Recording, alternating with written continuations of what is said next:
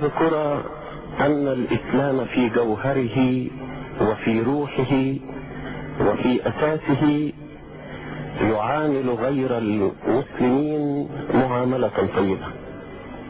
نذكر من هذا الميثاق الذي أعطي لنصارى نجران، والميثاق الذي أعطي لقبيلة تغلب، والوصية التي قدمها الخليفة الإمام عمر بن الخطاب قبل موته، ووصية الخليفة أبي بكر الصديق لأسامة بن زيد،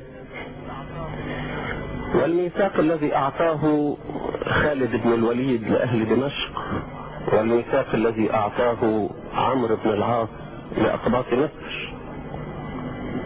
وأذكر أيضا العبارة الإسلامية الجميلة: استوصوا بالقسط خيرا فإن لنا فيهم نسبا ورحما. وأذكر أيضا الحديث الشريف: من آذى ذميا فليس منا، العهد لهم ولأبنائهم عهد أبدي لا ينقض، يتولاه ولي الأمر ويرعاه. وأذكر أيضا في سماحة الإسلام ذلك الشرع الجميل الذي يقول: وإن أتاك أهل الذمة فاحكم بينهم بما يدينون. وهكذا أعطى الإسلام حرية الدين لغير المسلمين.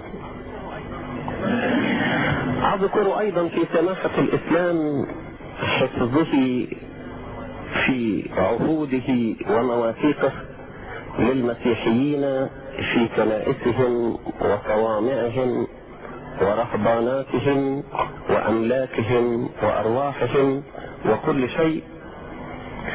وأذكر أن عمرو بن العاص عندما أتى إلى مصر كان بطريرك مصر البابا بنيامين البطريرك 38 كان مختفيا في أرجاء مصر من إخوته المسيحيين المختلفين عنه في الإيمان 13 عاما لم يجلس على كرسيه.